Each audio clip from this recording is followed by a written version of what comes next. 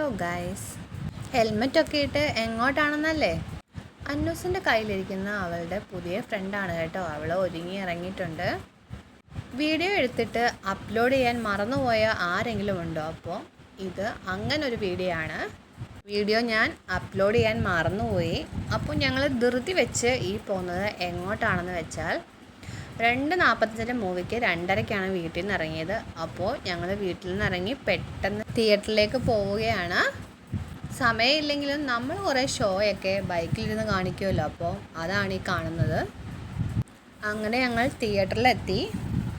Bromance ആണ് movie. എന്തായാലും ഭാഗ്യം, മൂവി തുടങ്ങിയില്ല.